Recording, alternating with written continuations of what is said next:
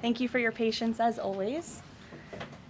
Let's begin with some scheduling announcements for the remainder of President Trump's very busy week. Today at 3 p.m., President Trump will host a Black History Month reception in the East Room of the White House. I know many of you will attend, and we will see you up there.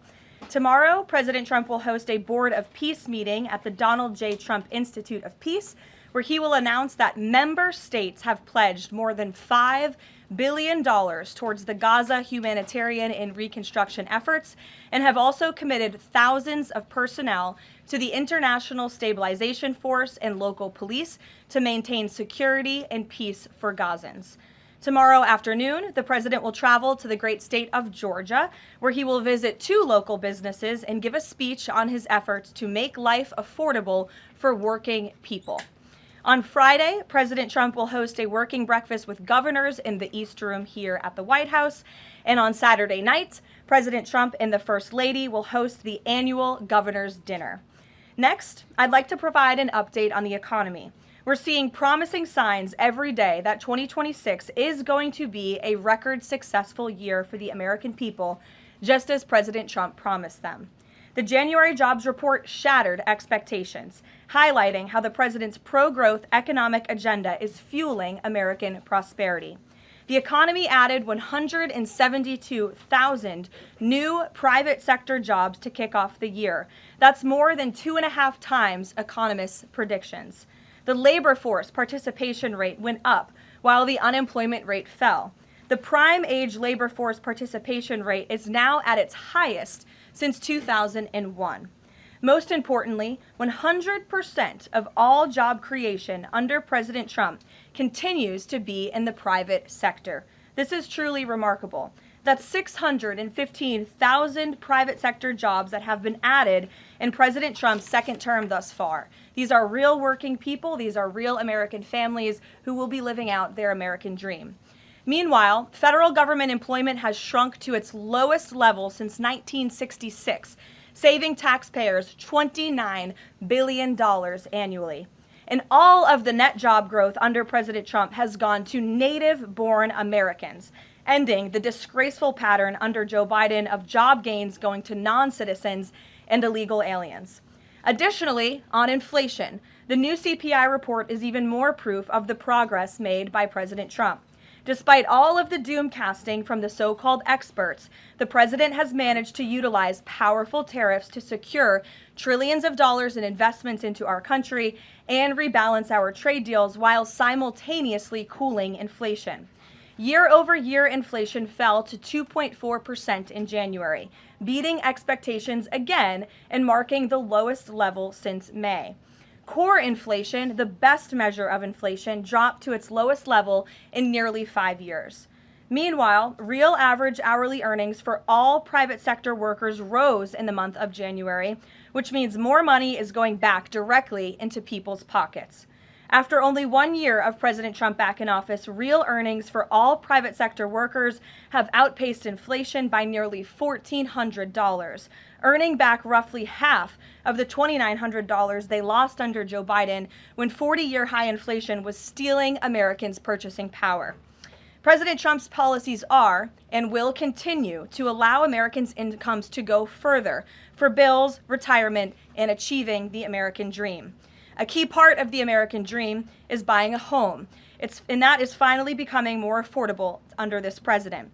This past week, it was announced the annual mortgage cost for a new home has fallen by $4,000 so far under President Trump, after rising by roughly $15,000 under Joe Biden. As a result, mortgage affordability has reached a 4-year best following recent bold action by the president to make home ownership more attainable for American families, not large Wall Street corporate institutional investors. At the same time, national median rents have fallen to a 4-year low and have declined for 6 consecutive months.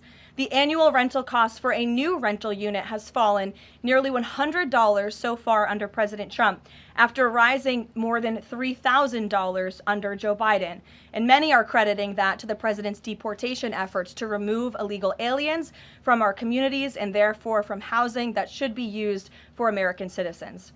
At the grocery store, the price of eggs, dairy, cheese, fresh fruit, apples, oranges, potatoes, tomatoes, and butter have fallen since President Trump took office, and he is continuing to fight for even lower prices at the grocery store for the American consumer. At the gas pump, fuel prices are down by almost 10% over the past year. The average national price for a gallon of regular gas is now less than $3 and is approaching $2.70 in some states, and much lower than that in many states across the country as well. We've seen in several states gas is under $2 a gallon. And at the pharmacy, prescription drug prices are down over the past year, with even more price relief ahead for American patients, thanks to President Trump's most favored nation drug pricing deals and the great health care plan, which he is calling on Congress to pass as soon as possible.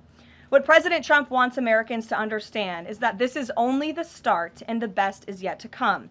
The historic success that we have seen since he took office is just the beginning of enormous growth and opportunity that we are about to witness, and I know the president looks forward to hitting the road and being with the great people of Georgia tomorrow to talk about just this. So with that, today, I know there's a lot of news. I will open it up to take your questions, and we're going to start, as always, with our new media seat, the great Michael Graham from Inside Sources. Thank you for being here, Michael. Thank you for having us, and thanks from our 200 newspaper partners around the country. So you mentioned gas. We didn't mention natural gas. And back where you live, your friends and family are paying among the highest prices for natural gas to heat their home and for electricity generation, the #1 source of power across New England. The cheap gas is in Pennsylvania. The two highest places to buy gas in the country, New York City and Boston. The problem is the blue states will not allow the gas to travel to produce electricity or to reach customers.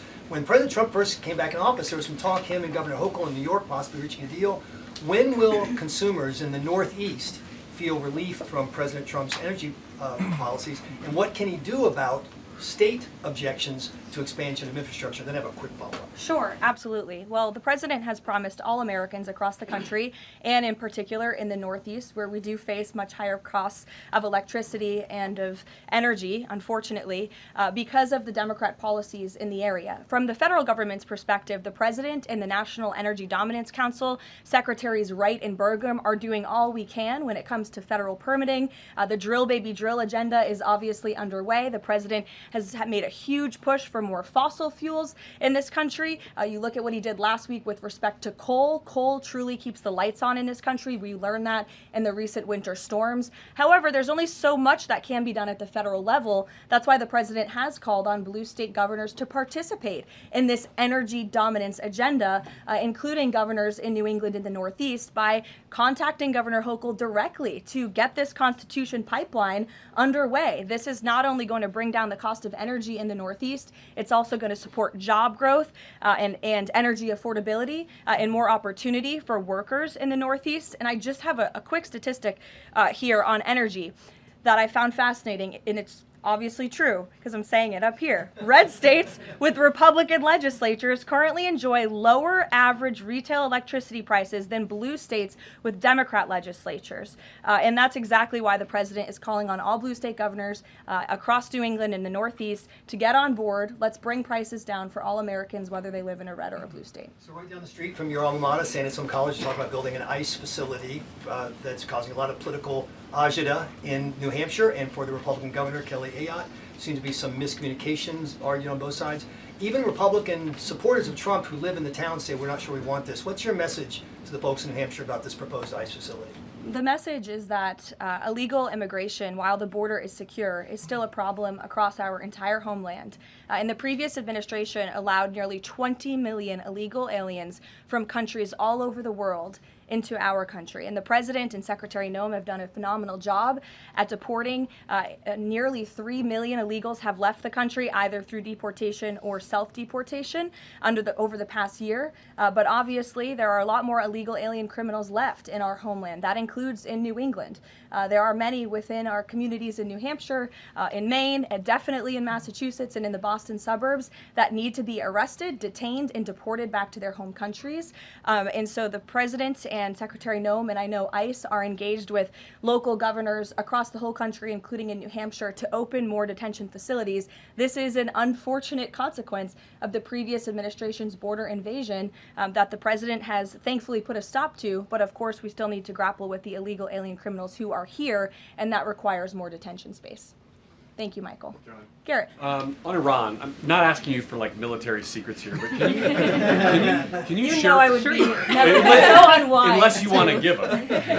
Can you share a little bit about the president's thinking on whether or not to strike Iran, who he's talking to, what information he's consuming, and why a strike might be necessary on a nuclear program he says was obliterated by the last U.S. strike? Well, there's many reasons and arguments that one could make for a strike against against Iran. The president had a very successful operation as commander-in-chief with Operation Midnight Hammer, as you know, as you just said, totally obliterated Iran's nuclear facilities. The president has always been very clear, though, with respect to Iran or any country around the world, diplomacy is always his first option, and Iran would be very wise to make a deal with President Trump and with this administration. He's talking to many people. Of course, his national security team, first and foremost, and you know who the members of that team are. And this is something, obviously, the president takes seriously. He's always thinking about what's in the best interest of the United States of America, of our military, of the American people, and that's how he makes decisions with respect to military action of any kind. And on the flip side of that, he's got the State of the Union speech next week. If he is going to take military action, does the administration believe it's important to sort of convince the American people, sell the American people? Will we hear something about that in the State of the Union to make the case for why something like that might be necessary to risk American lives? Look, again, I'm not going to engage in a hypothetical. Good try, Garrett, but you can't catch me there. I will say, with respect to the State of the Union, you'll be hearing more about what is to come from the president's speech very soon at the appropriate time. It is going to be a very good and powerful speech, so everyone should tune in. Ed. Karoline, thank you. I got two questions for Sure. you. About Independence Hall in Philadelphia, the administration's decided to appeal a judge's ruling that in essence was trying to put the slavery displays back, arguing that the federal government believed it had the power to dissemble and disassemble historical truths when it has some domain over historical facts. The judge said it does not. The administration said that you were planning to put up updated interpretive materials and provide a fuller account of the history of slavery at Independence Hall. What more was the administration, or is the administration, planning to add? I'm not familiar with this specific instance, Ed, to be honest with you, but I will check in with the appropriate people who are overseeing this, and we'll get you a more firm answer. One other question. Then, yesterday, in his statement about Jesse Jackson, the president said, despite the fact that I'm falsely and consistently called a racist by the scoundrels and lunatics on the radical left, Democrats all, it was always my pleasure to help Jesse along the way. Where or when does the president believe he's been falsely called racist? You're kidding, right? No.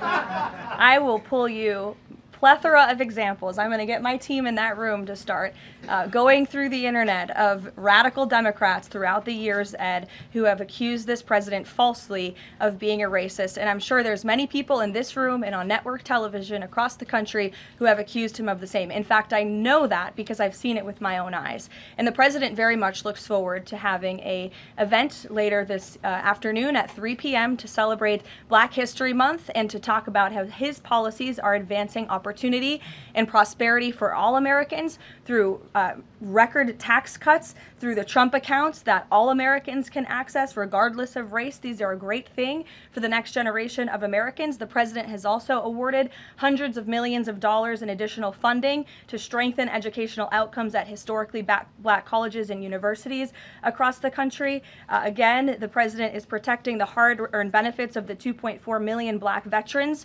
who honorably served in our nation's armed forces by reducing the backlog of veterans waiting for their VA benefits and for their home loans through the Department of Veterans Affairs. So there is a lot this president has done for all Americans regardless of race, and he has absolutely been falsely called and smeared as a racist, and I'm happy to provide you those receipts, and we gladly will right after this briefing. Jennifer, go ahead. You mentioned the $5 billion in pledges for the Board of Peace. Will we be able to get a breakdown of which countries are providing each of those pledges? Yes. And which countries are providing troops? Sure. We're happy to provide that breakdown, and I'm also happy to provide the list of countries that will be attending tomorrow. I know it's more than 20 countries. I know there's a lot of interest in that. I'll spare myself reading you the list of 20 countries from the podium, but we will provide it, and the president will be opening the meeting tomorrow with remarks, and will sort of formally be chairing the meeting at at the beginning before he departs for Georgia tomorrow. And then on the sewage spill, the sewage pipe that broke on the Potomac, can you give us an update on the federal government's response? And officials have told CBS that some of that aging infrastructure is a concern, that this particular pipe wasn't even of the most urgent concern. Do you know if the government is looking into which other pipes could be at risk of collapsing? Well, the next step in this process is for any of the three local jurisdictions involved, whether that's the Commonwealth of Virginia, the state of Maryland and Governor Moore, or the District of Columbia, to step forward and to ask the federal government for help and to ask for the Stafford Act to be implemented here so that the federal government can go and take control of this local infrastructure that has been abandoned and neglected by Governor Moore in Maryland for far too long. In fact, it's no secret that Maryland's water and infrastructure have been in dire need of repair.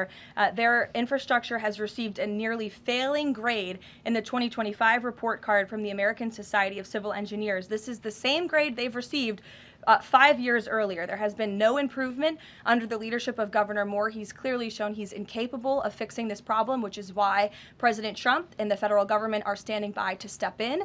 And for all of the environmentalists in the room and across the District of Columbia, let's all hope and pray that this governor does the right thing and ask President Trump to get involved, because it will be an ecological and environmental disaster if the federal government does not step in to help. But of course, we need the state and local jurisdictions to make that formal request. That's part of the legal process to move forward. Peter. So you said that any of the three Democrats just need to ask. A few minutes ago, Maryland's Governor Wes Moore asked. He said, if the president wants me to ask nicely, our response is this: please, Mr. President, do your job. To which I say, I'll ask the president and we will provide you with the next steps. But in all seriousness, the federal government has been preparing plans. The White House has been in contact with FEMA, with the Army Corps of Engineers, with the Environmental Protection Agency. Again, we've been standing by. This is a problem we want to fix, not just for the federal government, but for everyone who lives in the District of Columbia, including all of you. So you're welcome. To your point about that, there are a lot of events coming up for America 250. The president wants people from all over to come to the nation's capital. Is he worried that by the summer, the Potomac River will still smell like poop? He is worried about that, which is why the federal government wants to fix it, and we hope that the local authorities will cooperate with us in doing so. Steve. So what will the $5 billion be used for in Board of Peace, and will that be sort of a down payment for much more money? You'll be hearing more about that tomorrow at the meeting. If you recall, at the first meeting when we were in Davos, Jared Kushner did provide a very detailed PowerPoint presentation for the vision of Gaza, the reconstruction and the humanitarian efforts, of course, providing local security on the ground. That will be part of the discussion tomorrow, is how can we maintain security? First, you must achieve security to get to prosperity, which is sort of the second part of this plan. So you'll be hearing more about that tomorrow, but I would just point out $5 billion worth of investment. We're talking about reconstructing Gaza. I remember when those words came from the president's lips in the East Room many months ago, and all of you in the press were bewildered at how the president could have such an ambitious goal of rebuilding Gaza, which is obviously a place that has been just turmoiled by violence and chaos for many, many years. But we are well underway in doing that, and it's a historic accomplishment for this president. Secondly, is the president seeing enough progress in the Iran talks to let negotiations go a little further? I mean, where do things stand after yesterday's talks? I think you heard from the administration and the State Department yesterday that there was a little bit of progress made, but we're still very far apart on some issues. I believe the Iranians are expected to come back to us with some more detail in the next couple of weeks, and so the president will continue to watch how this plays out. Sure. Follow up on that. Thank you, Caroline. On these Iran talks, I mean, how much time is the president willing to give it before he is seriously maybe considering military action? Is he willing to give it that full 2 weeks? And has he given the Iranian officials a deadline on when he wants to see a deal? It's a fair question, Rachel, but I'm not going to set deadlines on behalf of the president of the United States from up here. And then just one more on the shutdown. We're now in this partial shutdown over DHS funding. Has the president personally spoken to the Democratic leaders in Congress? Can we expect to see them at the White House to try to make a deal on this? Not to my knowledge. He hasn't had any direct conversation or correspondence with Democrat lawmakers recently. It doesn't mean he's not willing to. I'm just not aware of any conversations that have taken place. I do know the White House and the president's representatives have been in direct conversations with both Democrats and Republicans, but of course, Democrats are the reason that the Department of Homeland Security is currently shut down. They have chosen to act against the American people for political reasons, and now we have FEMA workers, the men and women of the United States Coast Guard, men and women of TSA who keep our airports moving, who will be working without paychecks for no good reason other than the Democrats wanting to pick a fight with Donald Trump. And the president thinks that is irresponsible and despicable. He wants the government to be open. We've been engaged in good faith negotiations with the Democrats. Last night they sent over a counter proposal that frankly was very unserious, and we hope they get serious very soon because Americans are going to be impacted by this. Sure. Thanks, Karoline. President Trump has talked about a forthcoming executive order on voter ID. Is there more details you can provide about for that? And can you talk about any steps that you're taking to overcome court challenges that you've kind of faced in this area before on voting? Well, as the president said in that Truth Social post, he's discussing and exploring legal options for a potential executive order with respect to voter ID, but this is something he's made very clear he wants Congress to get done. The Save America Act is a common sense piece of legislation that has now passed the House of Representatives to ensure that voter ID is a requirement in the United States of America. This is a common sense policy that nearly 90% of the country agrees with. You need an ID to go and purchase alcohol. You need an ID to go to the library and check out a book. And so the president thinks you should have an ID to vote in our nation's elections. And I know the vast majority of Americans agree with him on that. And he wants Congress to move quickly to get it done. Thank you so much. Cuba something? Sure. On Cuba, you know, it's increasingly being described as a humanitarian crisis. What is a successful outcome for the U.S. that the U.S. wants to see in Cuba? Is there anything less than regime change that would be considered success? I think, as Secretary Rubio has articulated and the president himself, we obviously want to see flourishing and prosperous democracies all over the world, especially in our own hemisphere. I'm not dictating any actions the United States may take to get there, but of course that's in the United States' best interest to have Cuba be a truly free and prosperous democracy. Unfortunately, right now, that is not the case. They are a regime that is falling, their country is collapsing, and that's why we believe it's in their best interest to make very dramatic changes very soon, and we'll see what they decide to do. Sure. Thank you so much. Following up on Gaza, this $5 billion, who exactly will be in charge of managing this money? Would that be the president himself making the final decisions on how these funds are spent? It will be the Board of Peace, which the president is, of course, the chairman of, but all of the member parties, I believe, will have votes on the funding. And then, of course, there is that technocratic layer underneath the official Board of Peace with the member countries that will be making decisions as well. So if you just go back and look at the first event that we had where we sort of unveiled the structure of the Board of Peace, that structure remains in place, and they'll be overseeing the funds that will be announced tomorrow for their reconstruction and humanitarian efforts. Sure. Another question on that Board of Peace announcement. You mentioned there will be the announcement of who comprises that International Stability Force. How soon will that force be deployed? And have all of the regional partners, all of the regional countries signed off on the makeup of that force? I don't have a timeline for you today, but again, I'm sure you'll hear more about this tomorrow. So you'll join us at the event. Deanna. Thanks, Caroline. Two questions. Sure. First, the president has talked a lot about housing affordability, and several countries that are facing housing shortages, including Canada, for example, have imposed a ban on non-citizens, like foreigners, from buying their houses. Do you know if that's a strategy that the president would be willing to deploy? Well, first of all, the president is obviously committed to deporting illegal aliens from our country and those who are not lawfully present in the United States, which he has done at a record pace, which has led to the falling of rents, as I pointed out in my opening remarks. Secondly, the president has recently announced that he is fighting for a ban on institutional investors and Wall Street billionaire corporations from buying up single-family homes that should be lived in his opinion, by American families. We know this is going to have a remarkable impact on the housing market and on prices and supply and demand for the American consumer and the American family. And then thirdly, the president is also expediting permitting as fast as we possibly can to build more homes, to increase supply, to obviously bring down the cost of home ownership and purchasing homes for the American people. And then also, as I mentioned as well, we do see mortgage rates falling. So all of this is combining to make housing more affordable in this country. There's still a lot more to do. The president is still digging his way out of the mess that was created by Joe Biden's administration in jacking up mortgage rates and jacking up housing costs. But we do see very positive trends in this direction. And the president wants the United States to be a nation of owners, not renters. He wants families to live in homes, not institutions and big corporations. Michael. Ukraine, Caroline. Secondly, on Ukraine, Sure. yesterday Zelensky said in an interview that he says that it's not fair that the president is saying that Ukraine has to make concessions. He's saying this publicly, and not Russia. Has the president seen these comments? And when the president says that Ukraine has to make concessions, is he referring to giving up Donbass?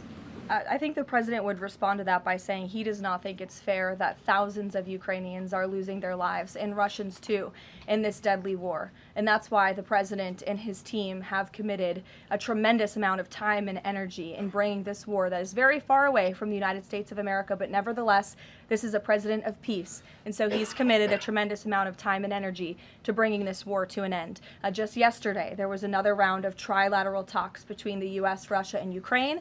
There was meaningful progress made in both parties. Both sides agreed to update their respective leaders and to continue to work towards a peace deal together. So there will be another round of talks in the future, but I think the president views this entire situation as very unfair, not just for Russians and Ukrainians who have lost their lives, but also for the American people and the American taxpayer who were footing the bill for this war effort before President Trump put a stop to it. And I would just remind everyone around the world that the United States is still selling weapons to NATO that are then being sent to Ukraine in their defense of their freedom in their borders. Michael.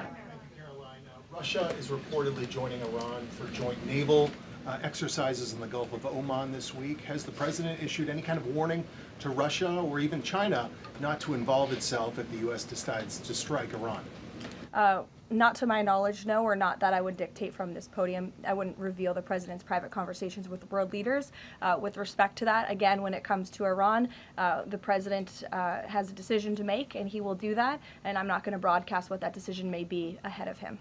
President Barack Obama, Caroline, was recently asked if aliens are real. He says they're real, but he hasn't seen them. The president's daughter-in-law, Lara Trump, told Miranda Devine of the New York Post that the president has a prepared speech on this issue that he prepares to deliver at the right time. Is that true? And does the Trump administration believe aliens are real? Well, a speech on aliens would be news to me. That sounds very exciting, though. I'll have to check in with our speech writing team. And that would be of great interest to me personally, and I'm sure all of you in this room, and apparently former President Obama, too. So we'll keep you posted on that. Tyler. The White House has touted an unprecedented amount of cooperation with counties in Minneapolis after the negotiations with Tom Homan. Are those written or verbal deals with the sheriff? How many have agreed to cooperate on immigration enforcement who previously refused to do so?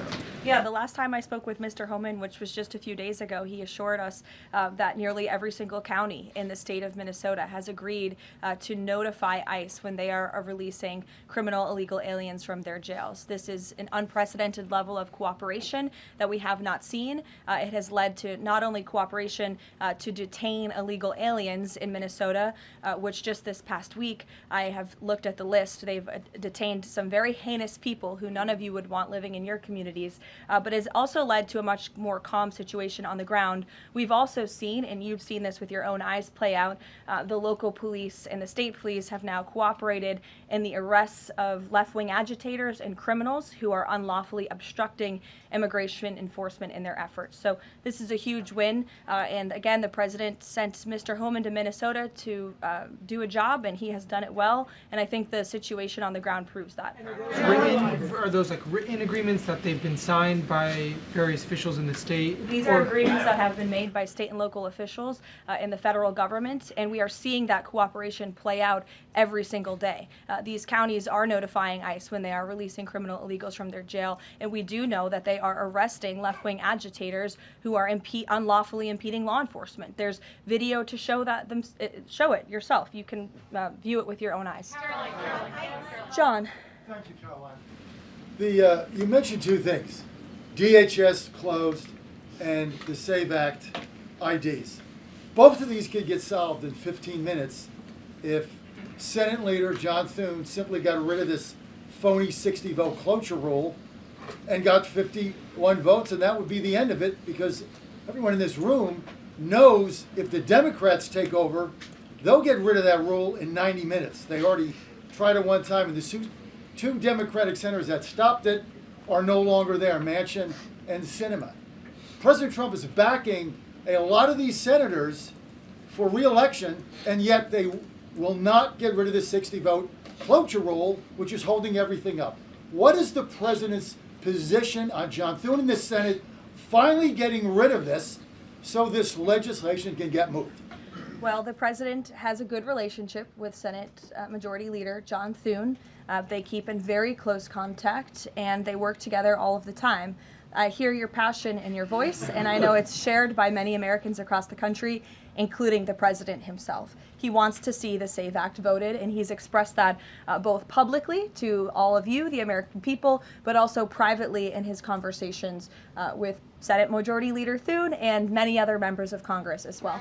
Yes, Rav, go ahead.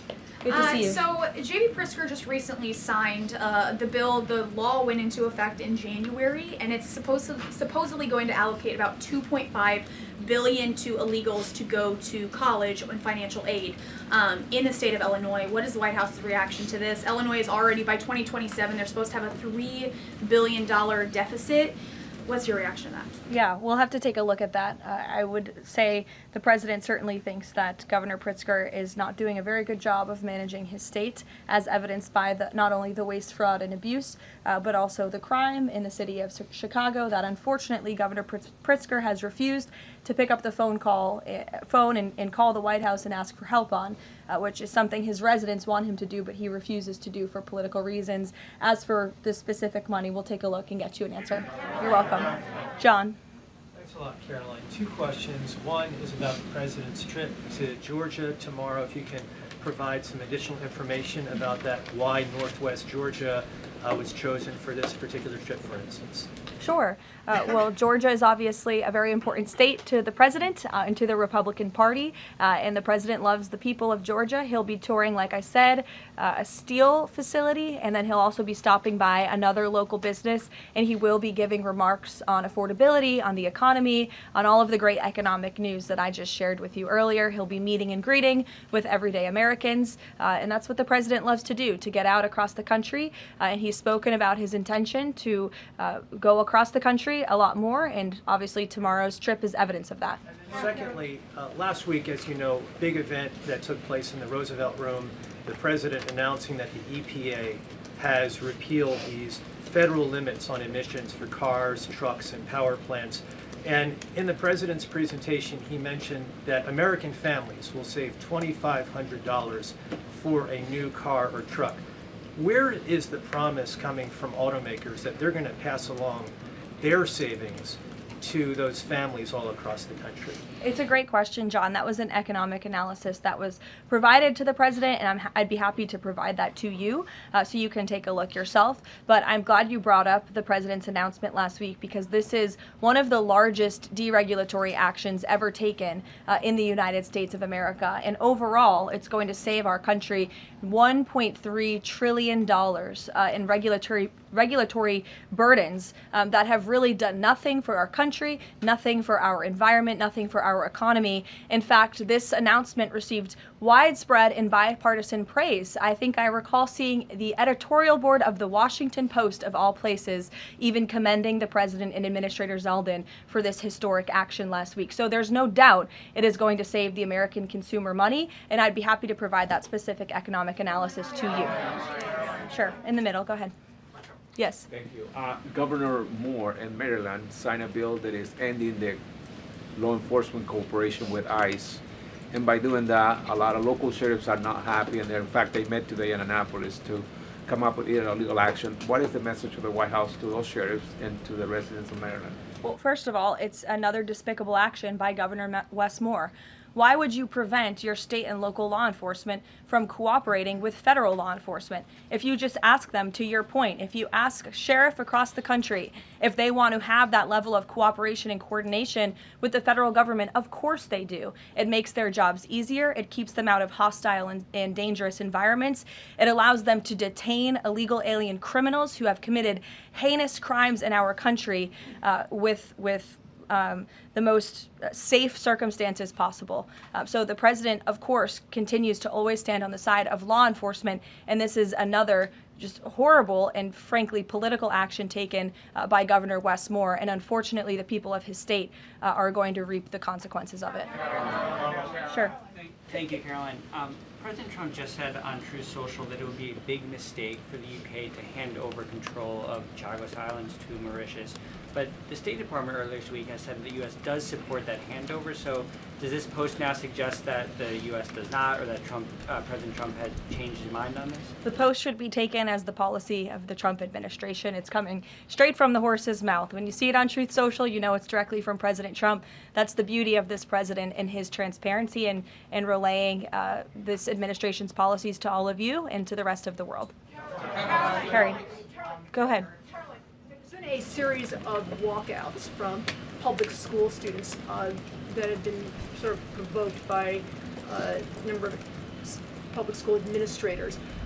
What are your thoughts on this? What's the administration's thoughts on this? Will they be taking any actions on these walkouts against ICE? Look, I think obviously the president and the administration support the First Amendment rights of all American citizens, and if they're peacefully protesting, then that's their constitutional obligation and right and responsibility to do so. Of course, the administration also wants to see American school children in school learning and educating, and I think it does speak to the left-wing bias that is unfortunately very present in our nation's public school system, and it's something that Secretary McMahon has been working very hard to root out of our public school system by ensuring that local governance and local control takes place over our nation's public schools, and that parents and educators closest to students have a greater say over curriculum and academia in our country. Take a couple more. Go ahead. Thank you, Caroline. The Vatican announced earlier today that they would not be joining the Board of Peace initiatives over concerns that it could potentially compete with the United Nations over handling crisis conflicts. What's the White House's response to that? Yeah, look, we saw that. I think it's deeply unfortunate.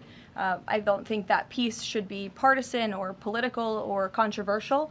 And of course, the administration wants all those who were invited to join the Board of Peace to join. Because again, the Board of Peace is overseeing the reconstruction of a territory that has been plagued with violence, with bloodshed, with poverty for far too long. And this president has a very bold and ambitious plan and vision to rebuild and reconstruct Gaza, which is well underway because of the Board of Peace. This is a legitimate organization where there are tens of member countries from around the world, and we think that's an unfortunate decision.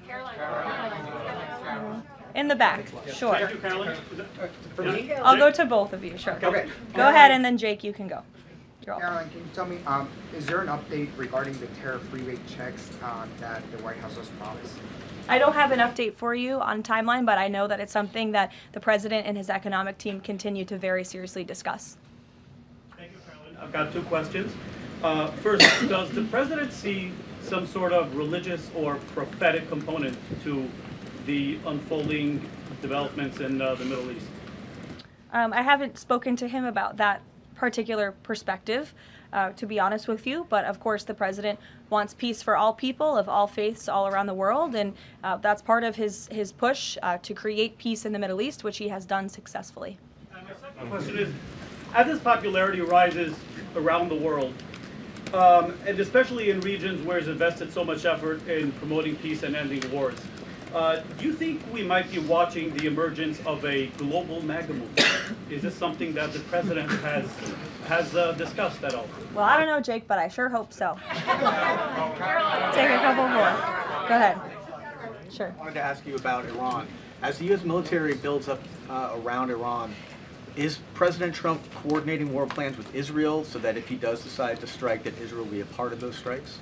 Look, I don't have any specifics on the president's recent conversations with Israel. As you know, Prime Minister Netanyahu was just here at the White House last week or the week before. But again, with respect to Iran, there was some progress made yesterday. There are still a lot of details to discuss, and we'll continue to see how this plays out. The United States government, of course, is always in close communication and correspondence with the state of Israel, and that starts right at the top with the president and Prime Minister Netanyahu themselves.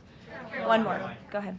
Last week we saw the underlying affidavit for the search warrant that was executed in Fulton County, and there was not any mention in that document about foreign election interference in the 2020 election. I'm wondering if DNI Gabbard has uncovered that in Georgia or in Puerto Rico, where we know her team was sent as well. I don't have any updates for you on that today. I would defer you to the director's office herself. Sure. Two questions. One on the president's schedule today. It says he has signing time.